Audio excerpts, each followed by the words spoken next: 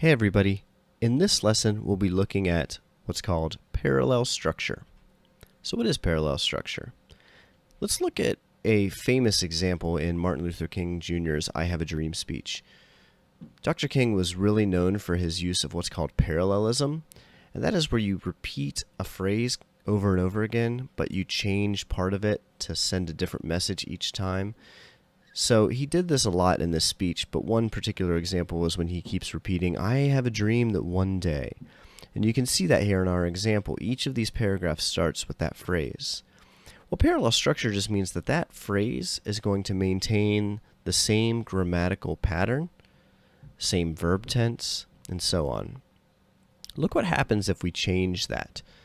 I have a dream that one day, I was dreaming that one day, I've had dreams that someday. You see how that kind of minimizes the emphasis that he's placing on this dream that he has of equality? It actually kind of undermines it a little bit and makes it less powerful. So parallel structure is important as a stylistic choice. It's not necessarily grammatically incorrect to not have parallel structure, but it's going to make us stronger writers. On the ACT, you'll be asked to ensure parallel structure in single words, multi-word phrases, and clauses. Here's an example. On the weekend, we exercised, went skiing, and were playing video games. Do you see the issue here? I actually used 3 different verb tenses in this list. To fix this, I can say, on the weekend, we exercised, skied, and played video games. Just keep those all the regular past tense form of each verb. Now I have parallel form. I found this chart from grammar.net helpful in making sure that we can have parallelism. What they suggest is that when you see a list, and in particular on the ACT, they might underline that list and ask you to potentially fix it. List out each of those items individually, create a column, to see if they match up with the syntax. What we're looking for is that they have the same voice and the appropriate ending for the tense, and that they maintain that same verb tense. And also make sure that, if you have single words, that you don't all of a sudden turn one of them into a phrase, like adding in a preposition or something like that. So here's one example that they use. The salesman said the car was fast, sporty, and didn't use a lot of gas. What's the problem there? We use 2 adjectives, and then all of a sudden we put a phrase in that's got a verb in it. Can't do that. We want to say instead a different word for the phrase didn't use a lot of gas. Let's go with economical. The salesman said the car was fast, sporty, and economical. So now we have all items are in the same voice, and in a clause each item has a subject and predicate, and in this example they are all tied to the subject salesman, the predicate said. We didn't throw in extra subjects and predicates in our list. That would ruin the parallelism. So on the ACT, you're going to have a few different examples that they're going to test whether or not you can revise to ensure parallel structure. One of them is lists. Many famous people are esteemed for their skills, their wealth, and for being generous. So we're listing out what they're esteemed for.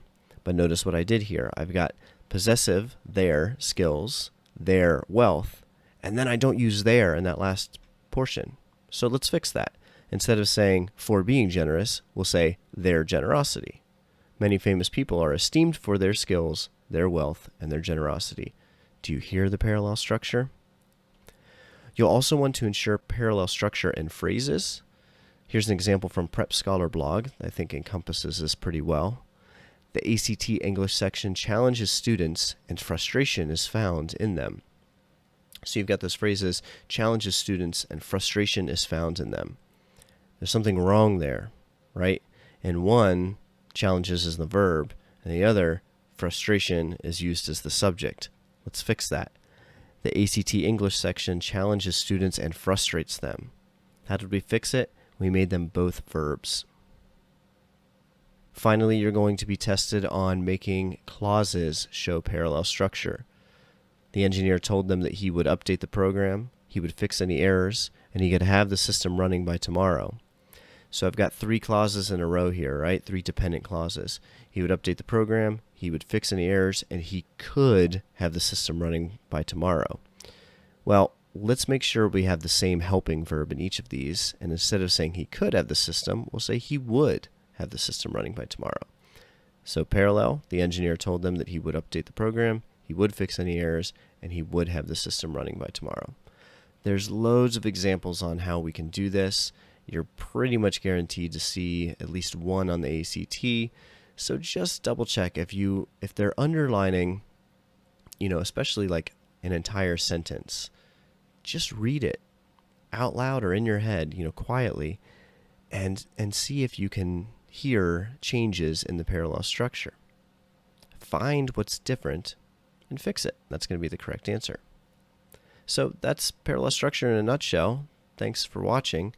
If you have any questions, leave it in the comment section below, and I'll get back to you as soon as I can. Thank you.